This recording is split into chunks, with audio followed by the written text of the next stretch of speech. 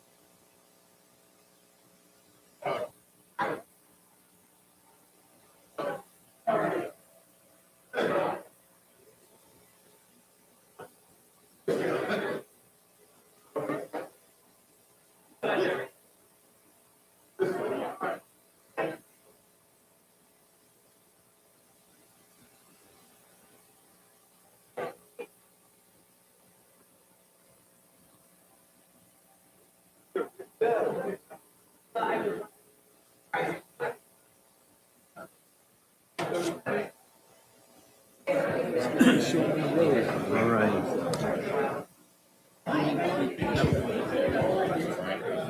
Oh, you're good. You're live. Good evening, everyone. Good evening, everyone. Or good afternoon, excuse me. I'm rushing the day. Good afternoon, everyone. I want to welcome everyone to the Hampton Roads Planning District Commission meeting on today, February 19th. Call the meeting to order, and it is 1:34. I want to remind all of the members, please speak into their microphones and announce your name when you make a motion or a second. Also, do we have any first-time attendees to introduce themselves? Seeing none, we'll move on with agenda item number 2, approval and modification of the agenda. Right now, I'll call for a motion and a second to approve the agenda. Move to approve the agenda. Ella Ward, Second? Chesapeake. Second, Carly. Thank you, sir. Any additional discussion? Seeing none? Those in favor vote aye. Those opposed, nay. Agenda item number 3, public comments. Mr. Chairman, we did not receive any public comments in advance of today's meeting. Is there anybody in the audience who would like to address the commission today? Seeing none, sir, back to you. Okay, thank you, Mr. Crum. Agenda item number 4 will be chair report, and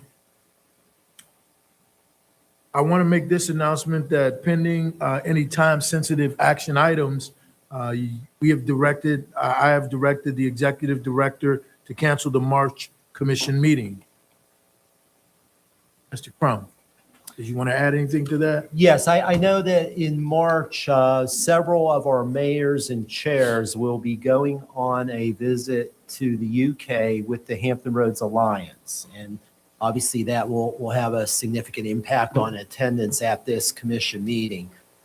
Just to be clear, our transportation board will need to meet in March. They have some really time-critical actions that need to be taken. But unless something comes up at the General Assembly that I need to bring to your attention in March, we're probably going to need to skip the HRPDC meeting, just to respect the fact that many to be overseas on Mayor, what I think you're hoping is going to be a very informative. No, you're exactly right, and I'll explain about the trip a little bit later in the agenda. We'll move on to item number 5, And Mr. Crum, the Executive Director's report. Yes, thank you, Mr. Chairman. Several items to share with the commission today. First, my monthly report is included in your agenda. As always, always appreciate hearing from you with any questions, comments, thoughts on what I provide you each month. So please don't hesitate to reach out to me. I'd like to start today with just an introduction, a quick introduction of some new HRPDC team members that we want to welcome to the commission. So two people I'd like to introduce today. First, Marjorie Buckner, I believe is in the back. Marjorie, if you wouldn't mind standing real quick. So Marjorie is, oh, you're not getting away that quick, Marjorie. Marjorie is our new grants accounting manager, joining Thielen's team in finance. She joined us just in the beginning of February. She has over 15 years of government finance, grant administration, auditing, and logistics experience. She most recently worked with the Norfolk Community Services Board, and managed the Virginia Opioid Abatement Grant Fund. Ms. Ritter, you brought that fund up just last month, and something that you want to support. And I also want to thank Marjorie for her service. She served for 20 years in the Marine Corps. Please join me in welcoming Marjorie to our team. And then I'd like to introduce our new technology manager, John Luter. Would you mind standing, please? John joined us in mid-January. He brings over 30 years of experience in the field of technology. He most recently worked with the Albemarle County Service Authority in Charlottesville as their systems engineer. And I'm really excited to have John join our team, help us with all things IT, all things technology. And this is his first board meeting, and he's already hit the ground running. So, John, welcome. A couple of other items, if I may, Mr. Chairman. First, I'd like to recognize one of the HRPDC's critical regional partners, the Hampton Roads Housing Consortium. The consortium officially is celebrating its 30th anniversary this year. 30 years, the Hampton Roads Housing Consortium has been active. For 3 decades, it's been the go-to organization for housing in the Hampton Roads region, really bringing together important relationships, both South Side and Peninsula, to do good work on behalf of our region. Just recently, on January 29th, they met in this room. It was a Friday, and fortunately, I couldn't be here. I was up at the General Assembly. My understanding is this room was full of partners, really a packed house. A major highlight, you had housing providers here, you had university partners here, you had realtors here. Mayor Kaplan in a couple of minutes to say some comments. Yeah, we even had some key elected officials in the room. So a couple of highlights from that meeting. First off, Nikki Johnson, our regional economist, gave a presentation on her 2026 economic forecast. You had an appraisal firm providing a briefing to the group, and a lot of energy and discussion about what's happening at the General Assembly. So, HRHC is really a robust regional partner. As this commission moves forward with our regional housing assessment, they're going to be a critical part of that process. And in fact, they're already working on our request for proposal committee to help us select the best consultant for our regional housing assessment. I'm hopeful these folks were able to make it, but I want to introduce a couple of key partners today that I think are in the audience. First, Vice Chair George Scott. Scott, able to be here. Thank you, sir. Mr. Scott is with Atlantic Bay Mortgage Group. Other board members, Ashley Jarvis. Ashley is with the Virginia Beach Community Development Corporation. Georgette Hutchins from Virginia Housing. Georgette, thank you for being here. Bjorn Coxvold from 4Kids. We're not here today, probably at the General Assembly. I know they're they're very active this time of year. And then in-house, Sharnita Prathay, our housing principal. Sharnita serves as secretary of the group. But what we thought might be interesting is Mayor Kaplan, I know you were able to be here, and I know you want to say a few words about the event. Thank you, Mr. Crum. I was, it was my first time with that group, and I actually sent my city manager a message just a few moments after the meeting getting going. I said, I think I'm the wrong person for this meeting. I think Mayor doesn't need to be here at all. I think this is where our community development people should be, our social services people should be. But the longer the meeting went on, the more I realized how much phenomenal information they were providing about what goes on in Hampton Roads that we don't typically talk about. Doesn't really come to this meeting. I walked away with, I think, 4 potential deals for Franklin. That we'll see what happens in the long run, but or I should say opportunities for Franklin. Deals the right word, but I re-emailed him and said, nope, they need to be here, but I feel like more of us, more elected officials, the mayor's possible chairs should be attending this meeting. Wonderful meeting. Thank you, Mayor. So first off, congratulations again to the organization for 30 years of service to our region, and certainly would encourage more electeds to come and join and experience a great collaboration happening. Mr. Chairman, the second item I have is really proud. The HRPDC received the Elizabeth River Project's River Star Business Model Level Award. Yeah, let's give the staff a hand on that, please. So what's really exciting about this is you can point to any number of projects that we're doing. Collectively, it's sort of that body of work of why we received that recognition. That our staff has put together a video that I'm going to ask the team to go ahead and queue up. And I think what this shows is this really started with being about the award, but it really evolved into the power of regional play. You're going to recognize some of our key team members in this. Let's go ahead and hit play. Hampton Roads is defined by water. It connects our communities, it supports our economy, and it shapes our daily lives. But it also brings challenges like flooding, water quality, and protecting the natural environment that we all depend on. At HRPDC, we bring together local governments, businesses, nonprofits, and residents to turn these shared challenges into real solutions that make a lasting impact on our local waterways. Living with water is part of everyday life in Hampton Roads, but sometimes we can find innovative solutions in even the most ordinary spaces. Well, here at the HRPDC, when we realized that our parking lot really needed to be resurfaced, we didn't just see a maintenance project. We saw a real opportunity. Using grant funds from the Department of Environmental Quality, we were able to build a pilot project that really includes sustainable practices. Right now, our parking lot here, it mitigates flooding, it treats stormwater runoff, it provides habitat for pollinators, it reduces the ambient air temperature, and even provides charging stations for electric vehicles. One of the reasons we did this project was really to meet regional objectives. Practices like this can really help you take advantage of the parking lots and acreage that you're already dedicating to that purpose.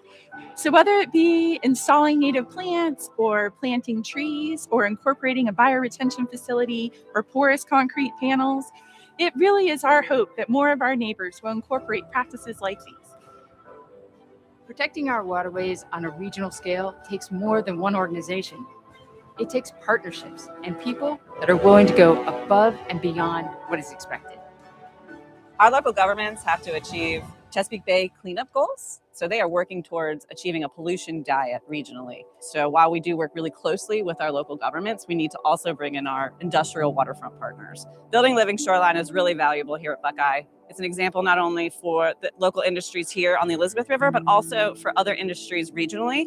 So we can use this project as an example to share across the watershed, not just here in Hampton Roads, but also the Chesapeake Bay. The key to this kind of work and putting in an extensive living shoreline like this is to really have partners and bringing those partners to the table willing to work rain or shine, whether it's a nonprofit organization like the Elizabeth River Project or staff like we have from Buckeye. It's really great to see the motivation and the hard work ethic that everyone brought to the table to make this a successful project. We are surrounded by water here in Hampton Roads, so we all have an important role to play when it comes to protecting and preserving water quality. But when we work together, it's really when we can have the greatest impact. HRPDC staff work very closely with our local government and other partners to monitor policy changes, share best practices, and identify funding sources so that we have the resources here in Hampton Roads to make sure that we can protect water quality. But the collaboration doesn't stop there. We try and meet people where they live, work, and play in Hampton Roads. With our environmental education and public outreach program, we have community grants for pet waste stations to connect scooping the poop to water quality. We have programs for students K through 12 to implement projects right there in the school or in their communities. We also have a Baystar program for residents and businesses to get engaged so that they can connect everyday actions to the impacts on water quality. Everyday actions add up, and we make those connections through our programs.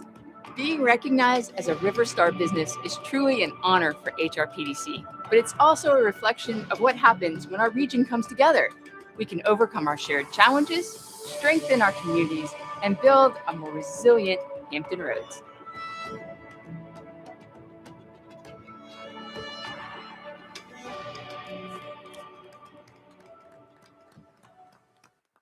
They filmed that in one afternoon.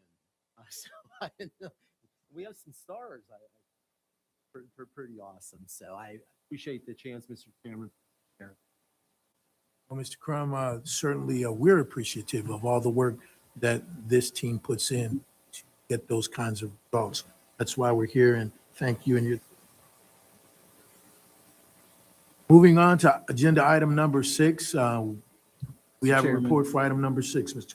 Mr. Chairman, I had a point of inquiry Okay, before we. Mr. Clanton. Thank Okay, you. So you have the This floor. is regarding the Hampton Roads Housing Consortium, and you were asking for more of us to attend. How would we find out about those?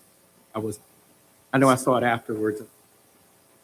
Absolutely. Thank you, sir, for that question. If you make contact with me, I'll work with Sharita on that. Okay.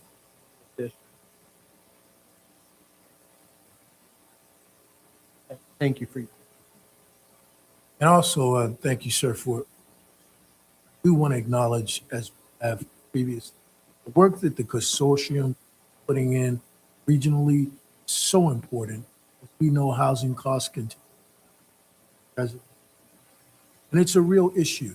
I can tell you just as an example, John and his wife are looking, they're good jobs. It's hard for young people. President. Let's continue to support those organizations regionally. Do what we can do as cities and localities to make sure that we're in support of all of them. Agenda item number 7. Yes, your consent agenda item is included in your agenda. Mr. Chairman, I would recommend the commission take action approving consent agenda items A through and including E. Approve that consent agenda. sir. Thank you, Mr. Franklin, so moved. Okay, we have a motion from Ward. Franklin, Second. and we have a second from Dr. Ward. Any additional discussion on this item? Seeing none, all those in favor, please note by saying aye. All those opposed, nay. Agenda item number 8. Mr. Crum, you have an update from the General Assembly. Yes, thank you, Mr. Chairman, commission members. I stand before you every year at this time giving an update on the Virginia General Assembly. This year, we're going to handle things a little bit differently. We're going to be joined today by several of our staff team. What we are going to do is cover a range of issues this afternoon with quick touch points on the status of bills and proposals at the General Assembly that we believe will be of interest to you, not only as regional leaders at the table, but as representatives of local government. We're not going to get real deep into any of these bills. because obviously you could spend an entire hour on any one proposal. But hopefully what we're about to give you is an around the horn overview on things ranging from transportation, biking and walking trails, to land use, water issues, to urban management issues, to housing. A pretty broad range of issues. So where we stand with the General Assembly, as you know, we just passed crossover. Crossover happened last week. That's where both chambers, the House, completed their deliberation of bills. Those that were approved by the Senate or the House cross over to the other chamber. At work in the other chamber starting this week. This coming Sunday is known affectionately as Budget Sunday. We're going to start to see what the General Assembly is thinking in terms of priorities for funding. The General Assembly is scheduled to wrap up on March the 14th. So I'm going to go ahead and start off. Whitney's going to follow me, and we're going to go through a broad range of issues as we continue to hand this off to the staff. So let's jump in. First off, our regional legislative agenda included a request that the Virginia General Assembly create a primary and secondary road fund. I think you're all aware that we have used regional tax money, sales and use tax, and gasoline tax to build over $6 billion with a B of interstate highway projects. But now we have over $3 billion of remaining needs on more local primary and secondary road. That could be Route 17, that could be Route 58, 60, it could be Boulevard, it could be Jefferson. Just don't have the money to build those projects. Ask the General Assembly to create a primary and secondary road fund. Last year, this bill made it the whole way to the governor's desk before it was. Unfortunately, this year, first off, I will say I want to thank Delegate Jackie Glass, who submitted the bill again. But last week, it was left on the table in House Appropriations. Pocketed, not get approved in time. It did, despite a lot of regional support for it and a lot of regional encouragement up at the Virginia. P583 is no longer live this. Funding for PDCs. Heard the chair and I talk about this a number of times at the table. We are formed as a planning district commission by the Code of Virginia, created by the Commonwealth of Virginia. We receive $190,000 a year of base funding. How does that compare trend-wise? In 1998, we received well over $200,000 downward state. So some good news on this one. There are 2 budget amendments that are friendly to our request to increase state funding. Delegate Jackie Glass has submitted a bill that would take funding for all planning district commissions up to $360,000. That bill. Delegate Cliff Hayes has submitted a budget amendment that asks for Hampton roads to be made whole. When we combine the South Side and Peninsula PDCs, didn't receive a second funding share, we lost half of our funding. Delegate Hayes' amendment would ask for that share back. So very appreciative of both Delegate Hayes and Delegate Glass, and we'll continue to monitor and support that budget amendment. The final one I'm going to touch upon are biking and walking trails. I mentioned this at the HRTPO board meeting. We do have a $2.5 million budget amendment that has been submitted that would combine with other monies to extend the Virginia Capitol Trail into downtown Williams. This is part of our broader regional network to build Trail 757 and the South Side Hampton Trail. So I think we're excited about this. We had a meeting with the Secretary of Transportation yesterday. He was very excited about our regional trail network. I believe with this administration, we're going to be able to align budget amendments starting next year for both the South Side and the. For now, $2.5 million to help us continue. Whitney's going to come over and touch on the key items related to her department. Thanks. All right. So first up, I want to talk about the Regional Greenhouse Gas Initiative. That's the multi-state cap and trade program for greenhouse gases. Virginia was part of it.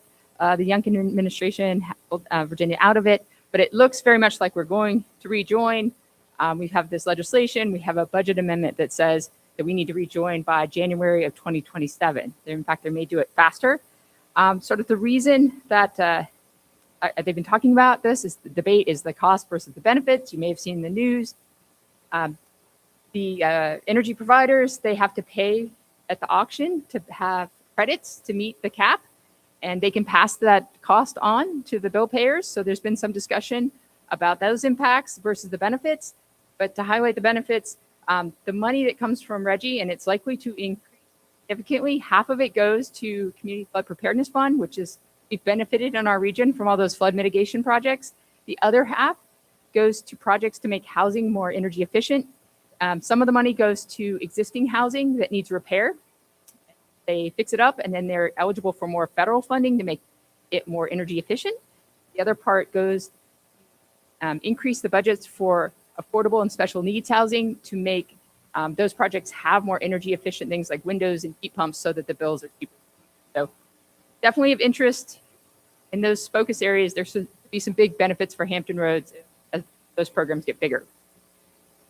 And it looks like it's flying through. The next one is data centers. There's actually some other bills, but what I wanted to highlight was sort of this conversation.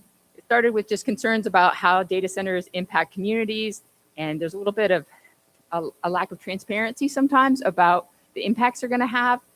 So this bill would require a look at site assessments at a locality level of like the sound impacts and the energy demands. There's also sort of gives localities authority to ask for more information about impacts to water supply. And I certainly talked to your utility directors, and although they're often part of the conversation, sometimes it's really late, and centers don't always have firm numbers for energy demands and water demands early on. So a lot of this legislation is trying to make this more available to localities, but also to the public up front. And there's also some other legislation that might track better the water use over time, water reuse. So just a lot of different changes on that front that may give you more information. Third one I'm going to hit is PFAS. It's just a hot topic. It's going to continue to be out there as regulations get more stringent. Just a refresher, this is the chemical that's on waterproof clothing, nonstick pans, it's in cosmetics. So it's kind of everywhere, but there's sort of more a recent recognition of the health risk of being exposed to it, especially through drinking water. So what we're seeing, if you see in the title of this legislation, is there's a focus right now on the land application of sludge or biosolids. So wastewater treatment as part of the process, right? They separate the solids from the liquids. Sludge gets applied on land. They need a permit already, and you localities will get notified when there's land application in your locality. What the legislation does is it's going to require that sludge to be tested for PFAS, and it sets thresholds. So if it's all of the amounts are very small, but if it's the lowest tier, you can continue to apply it. There's a medium tier that limits the rate of land application. The third tier that says you can't do land application, and then you have to go to a landfill or incinerator. And the reason I'm bringing this to your attention, it's just very likely that over time, this whole issue is going to drive up the cost of wastewater treatment. I talked to HRSD. They stopped doing land application last year. They made a deal with a landfill near here to expand their composting to deal with that. But as more and more wastewater treatment facilities around the country have this challenge, the prices will go up. So put it on your radar. And I'm going to hand it over to you. Out of the way.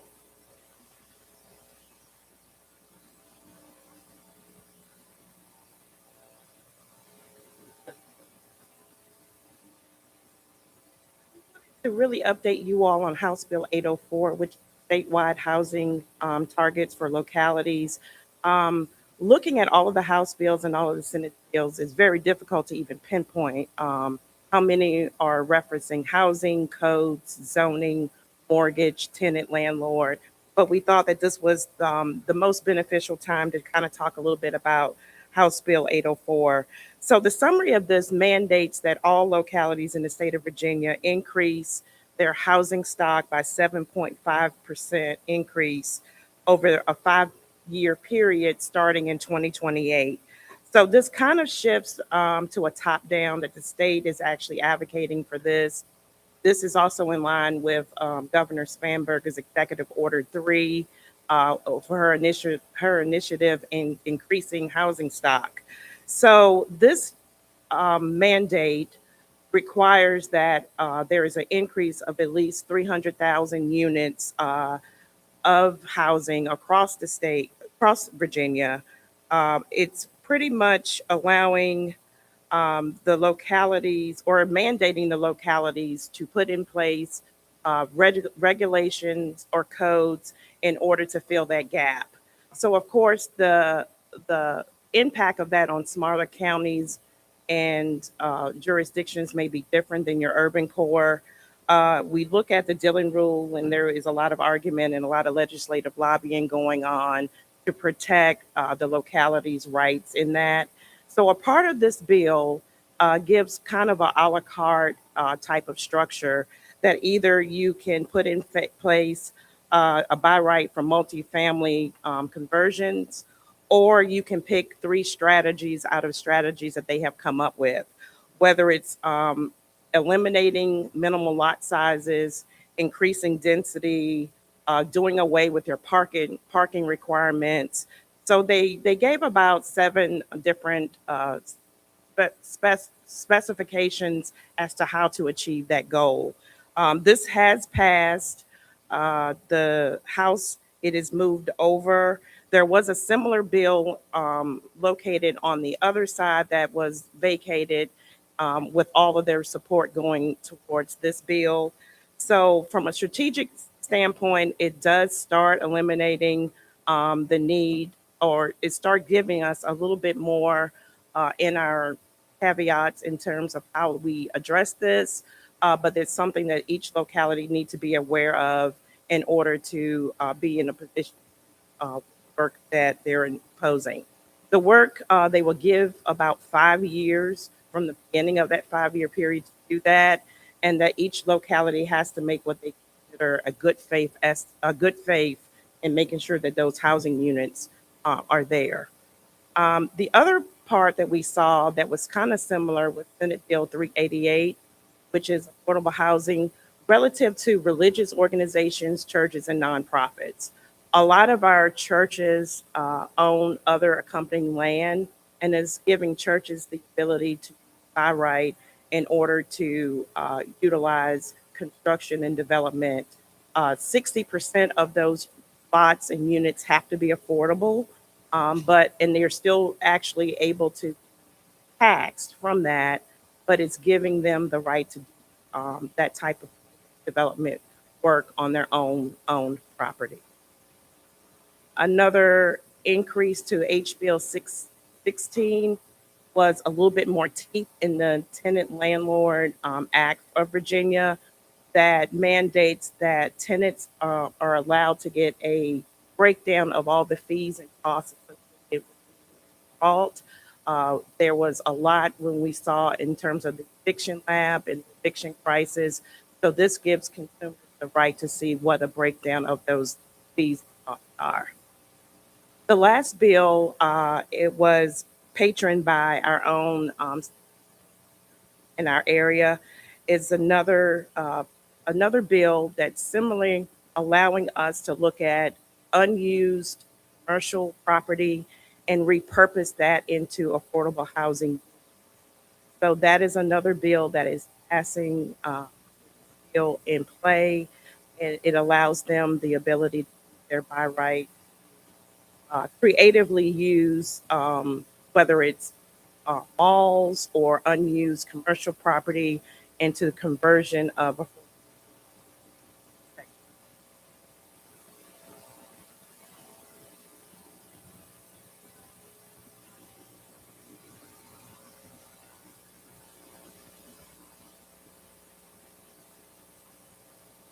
All right, good afternoon, everybody. How are you? Good afternoon.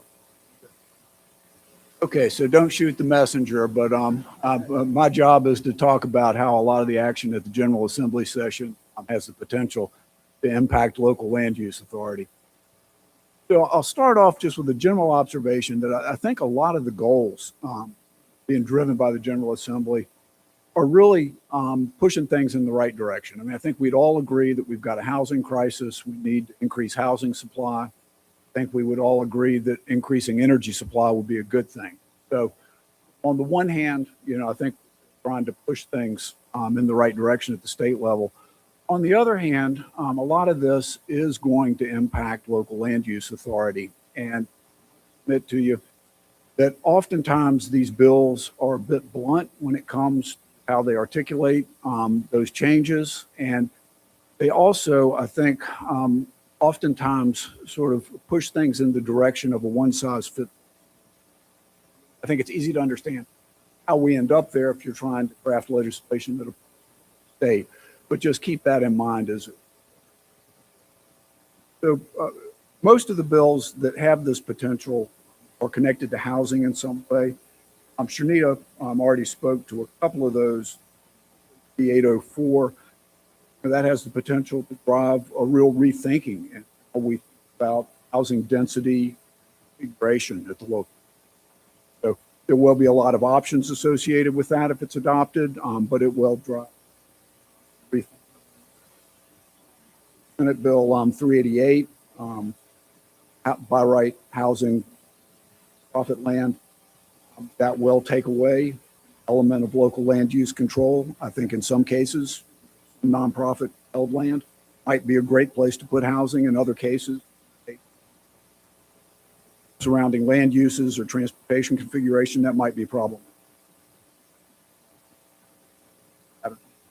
I'll touch briefly on Senate Bill allows by right multifamily uses, commercial zones, and again, same observation. Some areas and others that might be. Okay, there are two bills that I'm going to talk about in a little bit more detail. The first is up here on the slide. It's Senate Bill 531.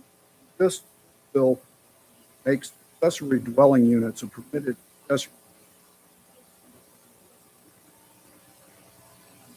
Defines ADUs essentially as being a standalone single-family house. They can be on a much smaller scale in terms of footprint, but they've got to have water and sewer. They've got to have facilities, bathing, cooking, etc. So it really is sort of a fully functional standalone. Now, localities will have the right to impose a few limited set of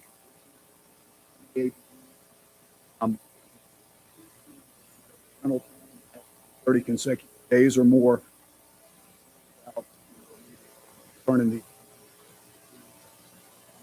got some parking minimum size. Well, can be very small. Border on what some people right, can require or the AD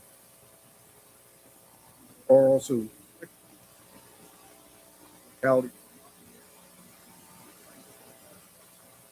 building frontage, those primary dwelling unit, primary AD. Point here is set up a real viable alternative.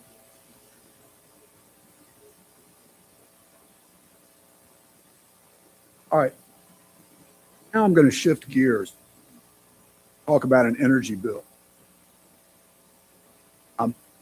So this one deals with siting of battery energy storage facilities on commercial solar projects. While I think there's a real argument to be made on preceding bills that it's just a question of getting the balance right, I would argue on this there is really a problem. This bill, it makes battery energy storage projects permitted accessory use all zoning districts where by special exception you could approve a commercial. Removes an element of local land use control over the placement of battery storage. And so basically, if you're in a situation where your agricultural district, commercial district, you've got a permitting process in place where you can approve a solar facility. What this means is if you approve that solar under the conditions of the bill, if the developer chooses to put a battery storage. Now, don't want to be alarmist about this, and it's a low probability event, but fires do occur on these battery storage. And when they do occur, they can be catastrophic. These primarily lithium-ion batteries that are, and essentially have a chain reaction that takes place. The cell starts to overheat the battery, it can propagate to the surrounding. These fires can be explosive, they can produce toxic smoke, and they're also very difficult to put out. Oftentimes, only recourse that a fire department has is to try to contain them and let them burn out.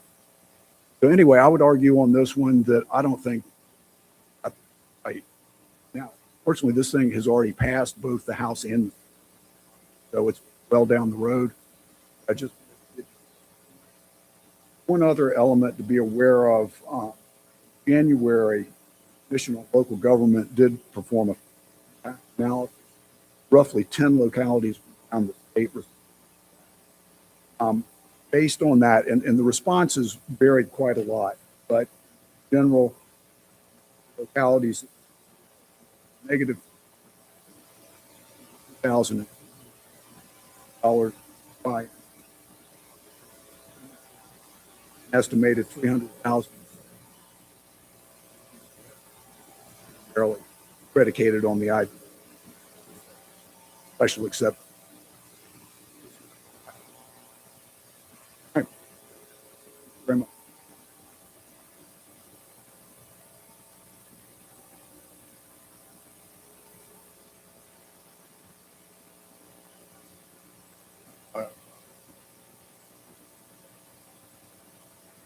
A few. First, allows for a state of preparedness. Government can declare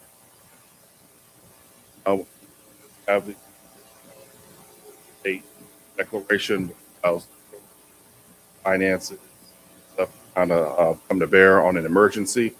However, those events that are a few days out, such as our last two snowstorms, our hurricane, this state of emergency would allow the governor to pre-position assets and basically lean forward a little more into a storm. A current disaster declaration, the law is that it has to be occurring or imminent, whereas this emergency state of preparedness would change that language to credible or threatened. So like I said, it gives our first responders in our state a little bit more time to lean into that disaster on more of a preventive and mitigative side than a full-blown response. That was to be funded by what's called the Cardinal Disaster Relief Fund. That would fund the efforts leading up to that disaster before the declaration, because as you know, before the declaration, anything you do doesn't qualify for federal reimbursement. The House did fully pass their version. However, the Senate version opted to do a study to look at a little bit more of the particulars of how much this is going to cost, how can we regain some of the costs, and basically doing a cost estimate of what this will look like once implemented. All right, the next one is kind of a direct response to our legislative package. This initially started as a grant program for your local governments to utilize in emergency preparedness. However, a substitute was entered in both chambers, where now this will end up being a study to be led by the Public Safety and Homeland Security Secretary with VDEV, VEMA, and some other relevant stakeholders in emergency management to take a look at our funding situation as a whole across the state with emergency management. And as I've said here previously, it is highly reliant on federal grants. So I would expect to see this pop up again next year.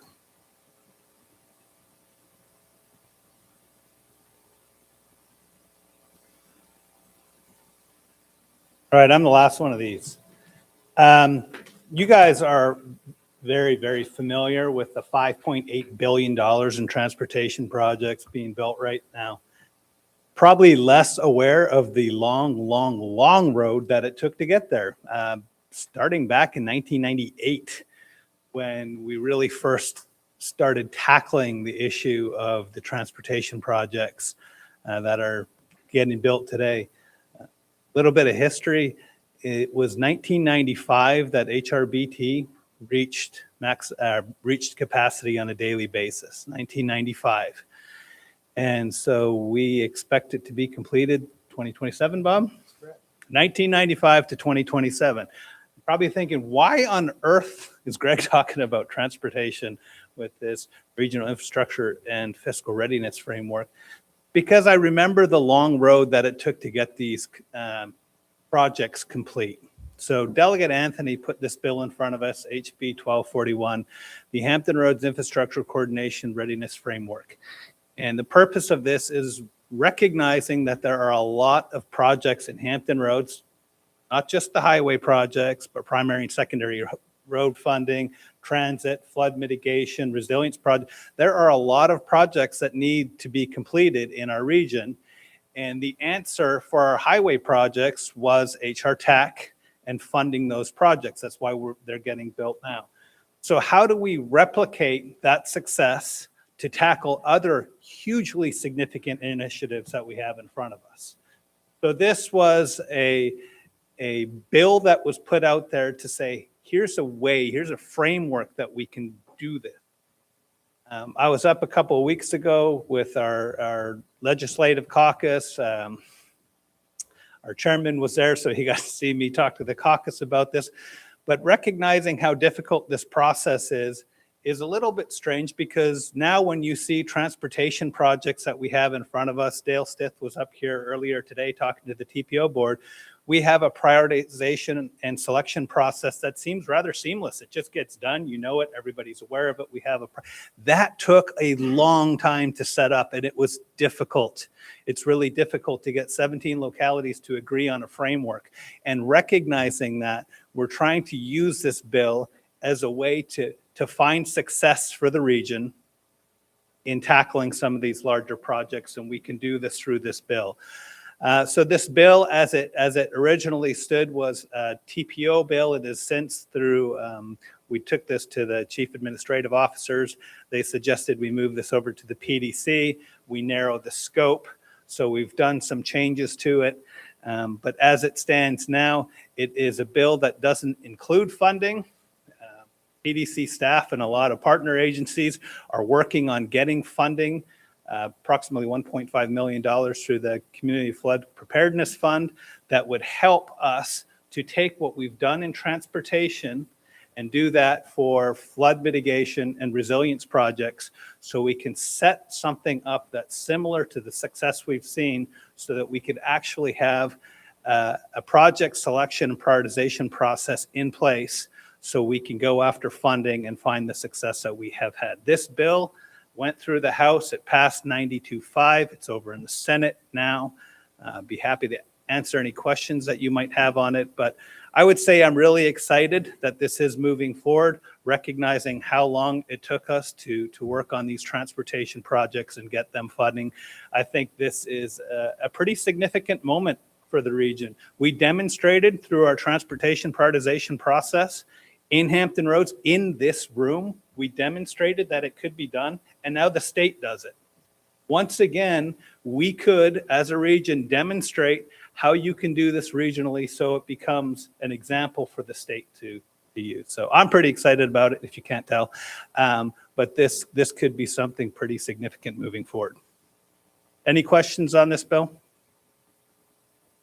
All yours, Bob. Thank you, Greg. Mr. Chairman, I'd like to turn it back over to the commission for discussion. So what you just saw, yeah, our biggest challenge was, I think we're probably following another 50 bills collectively, right? So we tried to whittle it down. There's a lot going on in Richmond, but we try to identify some bills that connected to our work. These are your subject matter experts in these specific areas. Please reach out to them. Please reach out to us if you have any questions. Mr. Chairman, I'll turn it back over to you to see if the commission has any discussion. Okay, thank you, Bob. Is there any discussion around these legislative items? Mr. Chairman, John McGlennon from James City County. Yes, sir. I just wanted to highlight the land use and affordable housing issues once again, because I think that we really run the risk of being driven by decisions that are well-intentioned perhaps, but don't understand the powers and responsibilities local governments face in these areas. I chair a group called the Coalition of High Growth Communities in Virginia, and we have been actively working to slow down the process of much of this legislation, recognizing that, just as an example, in my community, we have already 8,000 to 10,000 lots that have already been approved, but we don't determine when they are going to be developed into housing. We're producing about 1% of additional housing stock per year. We fall below that standard that is being set in this legislation, and we can't say to a developer, you have to build that this year. In my own district, one community has been around for 50 years, and there are still lots that they are seeking to develop. They just filed an application today to develop some new lots. It also would threaten very significantly the proffer system that we have been able to utilize to offset some of the cost of development, and it would undercut some of the efforts that we're undertaking right now to redevelop previous commercial properties into residential, and to do so in a way that is supported by our community and not something that our community is going to challenge. We're exploring community land trusts, lots of things that are going on in these efforts that recognize that each community has to address the significant issues of housing affordability by means that are consistent with their communities and that recognize the unique characteristics of those communities. So I applaud the work that the Commission is doing in lobbying on these pieces of legislation, but encourage you to contact your local legislators as well to get them on board. Thank you, Mr. McGlennon, and I appreciate you sharing those comments. It's true that, you know, all things are not the same, and so we need to approach them in that. If could I? Oh, okay, I see. I'm going to save my more pointed remarks Okay, for my own locality. thank you, Ms. Ritter. Should these bills pass, will be down after us with pitchforks and baseball. And I think to erode the legislative discretion of local government is what we have always feared from the General Assembly. I'm beginning to think they just don't care because we'll take the blame. So as I said, I'm going to save a lot of this. There are a few things I would like to point out. The lithium ion battery storage, I know that seems like a little thing. Fire departments cannot put out those fires. They can't. They'll just burn. And I'm looking around at this younger crowd then. But those of you who may remember, who've read any history, they said the land and air at Ground Zero in New York City after 9/11 posed no health hazard. So there is so much danger in these bills. And they may be a cover for the goal of affordable housing, but the ratepayers are going to pay for it. Going back into Reggie, I'm sure not one of you is hearing like we are about the utility bills that have come this month, what gas and electric are costing. You know, the general public, they're amenable to some of it, but what really matters to them is sitting down and paying their own. And it's very hard as a local government person, you're the closest to them. They see you at the grocery store.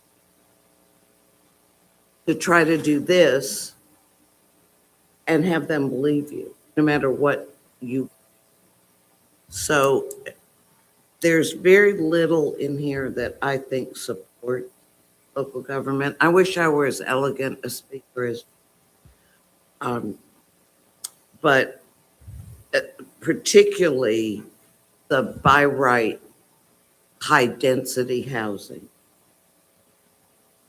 is crazy. So for those of you with city attorneys, there was a case, I think in 2020, and I should remember this because my name, from the United States Court of Appeals for the Fourth Circuit. And our city had a lawsuit brought against it for arbitrary and capricious decision on a land use decision. And first the court said, this really doesn't belong in federal court.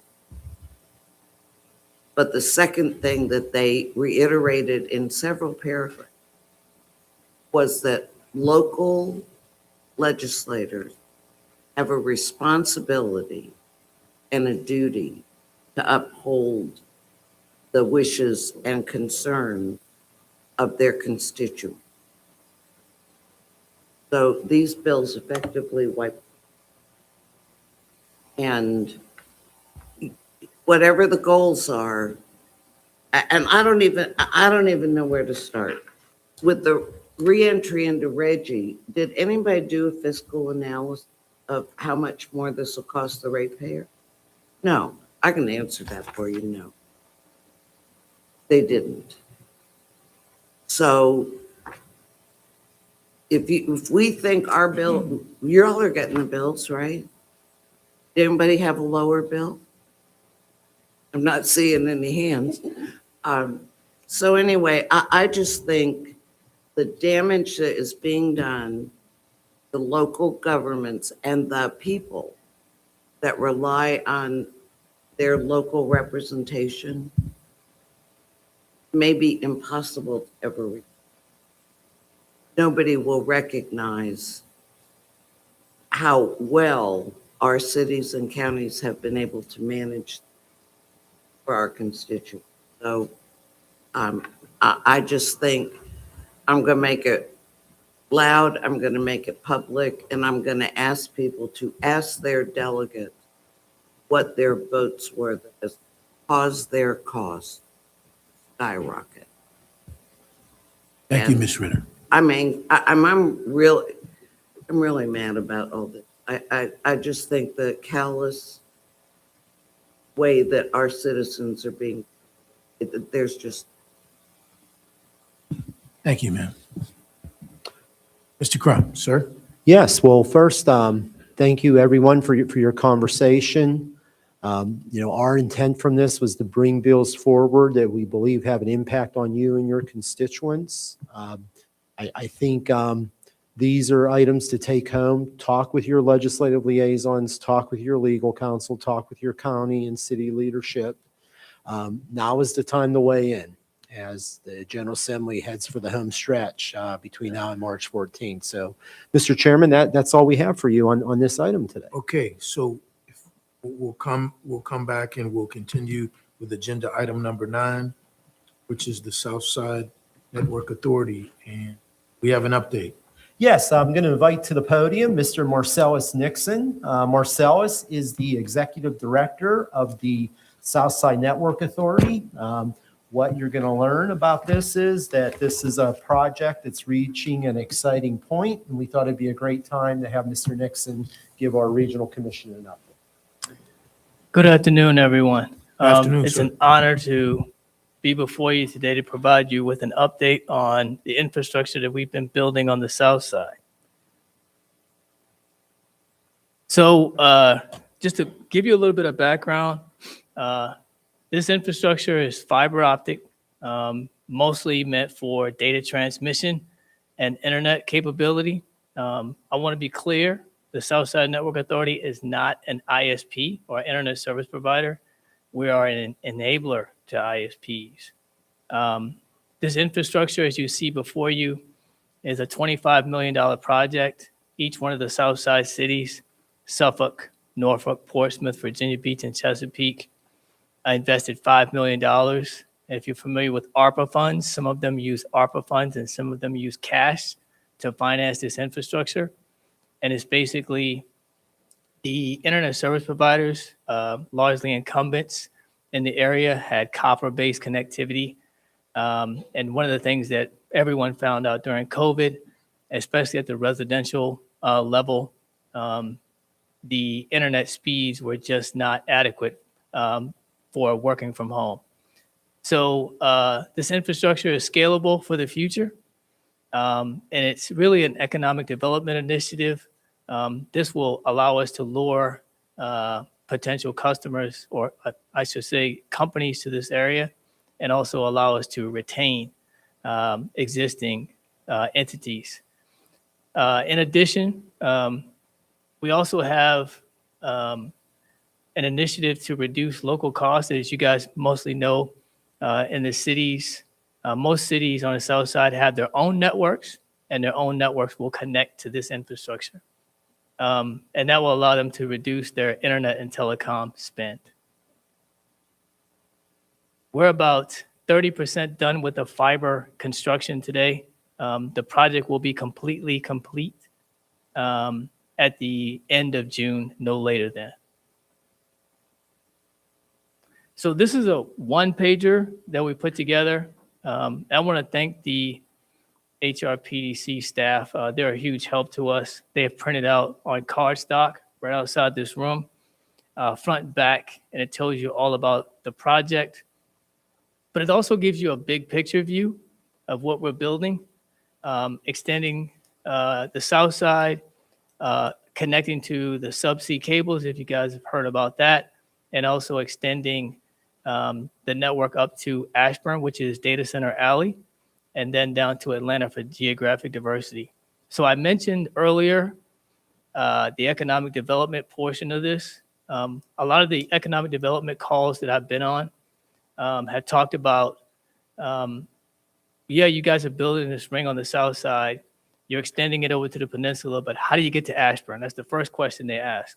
And then the second question they ask is, I need geographic diversity if I were to connect to your ring. So this addresses these issues. And to blow that picture that you see in the top right of the one pager up a little bit, you'll see the subsea cable access, which is 3 cables, one going to France, the other one going to Spain, and one going to Brazil as well. This puts us on the map from a global perspective. And then extensions, as you see in orange, over to the south side. And then, as I said earlier, up to Ashburn. So the goal is that every county or city that we pass through would build a portion of this ring, or we can use existing assets. I'm in discussions with some with some peninsula cities right now about performing asset assessments in their cities, starting with Hampton and Newport News. I see them in the room as well. As they complete their digital infrastructure plans, we are incorporating this infrastructure into that plan. And if you guys have any questions on this infrastructure, please feel free to reach out to Bob or myself. I can talk about this infrastructure and what we're trying to accomplish all day. I also see Mr. Carter from Portsmouth and Ms. Ritter in the room. They sit on the Southside Network Authority board. So if there are any questions. Any questions at this time? Mr. Roberts, sir, you have the floor. Thank you, sir. If you don't mind, I'd address a question directly to Marcellus. First, thank you for presentation, and thank you for the time you spent with the CAO committee and also for the couple of meetings you had with us in Norfolk very recently. It's very informative, and I appreciate you taking the lead on this project for a short amount of time. As you know, I'm a big supporter, proponent of the project, going back since inception. I apologize if you've touched on this in slide 2 of the presentation. 5 of us have, on behalf of the taxpayers from 5 localities, put quite a bit of government funding on this. What's your best target date when we would get a direct revenue return on this project? So the project is supposed to be completed, as I said, at the end of June. We already have a public-private partnership with Global Technical Systems / Spark Networks with the Q. They will be providing us a payment for the use of 96 strands of the 288 for $2 million. So we would be returning funds in surplus of what we need to operate the Southside Network Authority back to the cities at that point. So I would say no later than the fall of this year. Thank you. Sure. Any other questions? Thank you. Sure. Our next item, agenda item number 10, is climate pollution reduction grant follow-up efforts. And Bob, could you introduce Ms. Whitney? Yes, Whitney, you'll recall, gave you an update and presentations as this plan was being developed. It was endorsed by this commission, and Whitney's now here to discuss what comes next in terms of potential pathway for action. Whitney, over to you. Thanks. Are there any questions? Were you going to, you're going to discuss it then? Yeah. I'm sorry, Whitney, go ahead. No problem. All right, so one, I know a lot of people might think, well, we submitted this report, we're done. Not quite. We have a little bit more money and time to work on this. The only thing we owe the EPA is in 2027, we need to update the inventory of greenhouse gas sources. And we also need to tell them how much progress we've made in implementing reduction measures. But we're at this point, we're like, all right, what are we going to do in the next year or so? And that's what I'm looking for, some feedback. The way we started to hash out our work program is we put together a survey and sent it to your local staffs that worked on this project. It had sort of 2 components. One is to ask them what their challenges were. And the second piece is to ask them for the different suite of measures, things like electric vehicles, solar, building efficiency, which ones were most important to their localities, which ones are just sort of off the table. But what I wanted to talk to you about is sort of the initial feedback we got on challenges. And these 3 circles are those challenges in priority.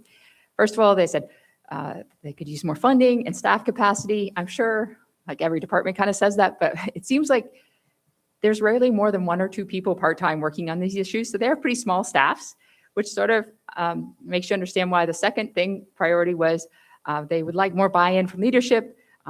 It's kind of hard to make big changes, sometimes in some really new areas without that. And then the third thing was the desire to have more community outreach. They felt like a lot of people just don't know very much about the programs, whether it's tax rebates or things like that. So this is really the meat of this presentation, which is potential solutions. We're in the stage of trying to figure out what to do and what ideas are on the horizon. So first of all, I want to deal with the funding issue. I feel like there's this assumption that when the Fed started pulling back programs, this is just hopeless. Like we're not working on this anymore. But there are some state opportunities. And I want to talk about 2 of them. We've talked to the state staff. One of the pots of money is tied to RGGI. It looks like we're going to get more money. Those programs may double in size. And we could really look at whether or not Hampton Roads is taking advantage, especially of the affordable housing component of this. There's a great report, or at least the best report, because there's not a lot of data on these programs, from the Virginia Housing Consortium, Virginia Housing Alliance, listening from last presentation. They map out the localities that have received money that were the repairs to existing housing, and then the other program where there's investment in affordable housing. And we're getting a decent amount of that money, but we might want to see if we could get more. The other thing is the state staff said they have about $500,000 that they could perhaps share with regions or localities to do more work on that front. So we want to use it if we can. The other big pot of money that we kind of want to talk about is the state got a $3 million CPRG grant, but they've only used about a third of it. And so they're debating again whether or not to distribute that to localities or regions to do more work on this front. And they're asking for ideas. So I'm going to hop ahead for a second just to give you a sense of the types of things they threw out as maybe funding.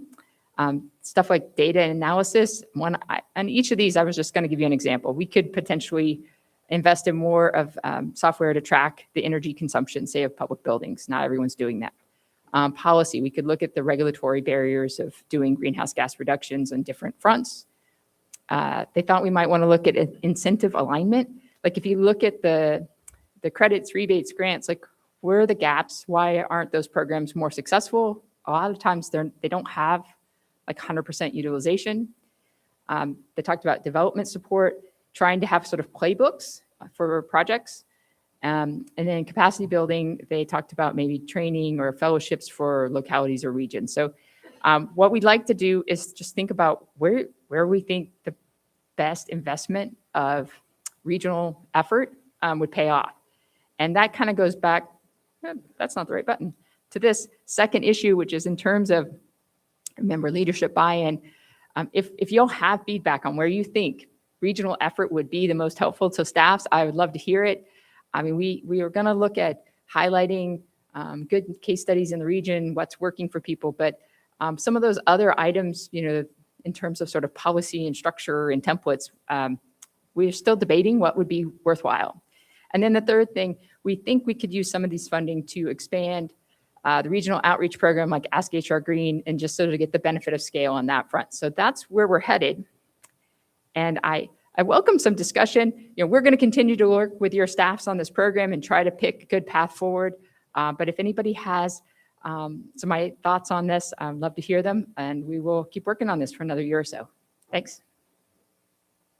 Is there any discussion items that need to be presented for Whitney at this time? Seeing none.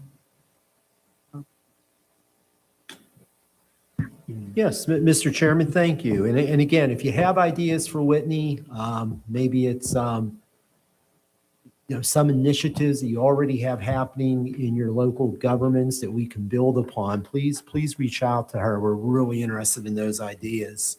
Mr. Chairman, in your agenda, you have our upcoming meetings, technical committee meeting summaries, a few items for your information. I just wanted to mention two real quick items. Shanita, thank you for this info. There was interest in the housing, the Hampton Roads Housing Consortium. The next meeting will be April the 9th, April 9 in this room at 10 a.m.